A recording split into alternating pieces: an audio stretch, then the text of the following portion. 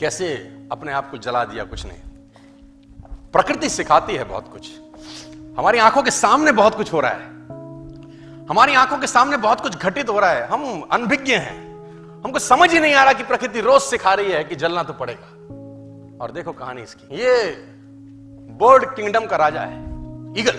प्रकृति रोज सिखाती है कि if you want to become eagle तो आपको जलना पड़ेगा। 70 साल औसतन उम्र होती है, 70 साल ईगल का उम्र होता है सर। लेकिन इसकी कहानी का ट्विस्ट क्या है, और वो ये है कि 40 साल जब ये हो जाता है तो इसकी जो चोंच है ये बेंड हो जाती है, आगे से सॉफ्ट हो जाती है, शिकार नहीं कर पाता।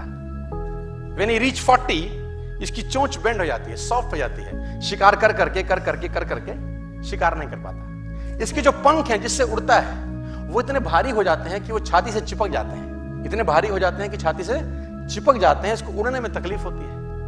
इसके जो पैर हैं जिससे झपटा मारता है वो नाखून टेढ़े हो जाते हैं, कर करके 40 साल। अब इसके पास चॉइस है कि 40 साल के बाद मर जाए, क्योंकि उड़ सकता नहीं है, शिकार कर नहीं सकता, पंख भारी हो गए, उड़ना दिक्कत, शिकार पकड़ नहीं सकता क्योंकि पैर के नाखून खराब हो गए, और पकड़ भी ले तो चोंच से उसको मार नहीं सकता। अब इसके पास चॉइस है 40 साल में क्या वो मर जाए। लेकिन मैं आपको बताना चाहूंगा, प्रकृति सिखाती है कि ईगल ऐसा नहीं करता। 40 साल की उम्र में ईगल अपने एरिया की सबसे ऊंची चोटी पर चला जाता है और जो चोंच है उसको सामने वाले पत्थर पे मारना चालू करता है।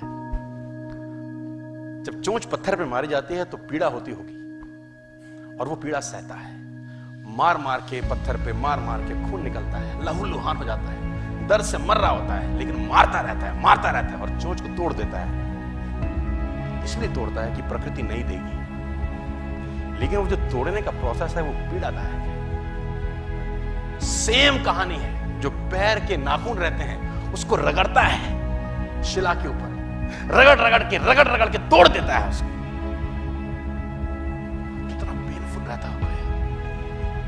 लेकिन हर ईगल की जिंदगी में ऐसा दिन आता है 40 साल, जैसे ही चोंच निकलती है कहानी यहां खत्म नहीं होती, नई चोंच आती है, फिर वो उस चोंच से अपने परों को तोड़ता है, अपने जिस्म से अपने ही पर उखाड़ता है, क्योंकि वो पर उसके उड़ने के लायक नहीं रहे।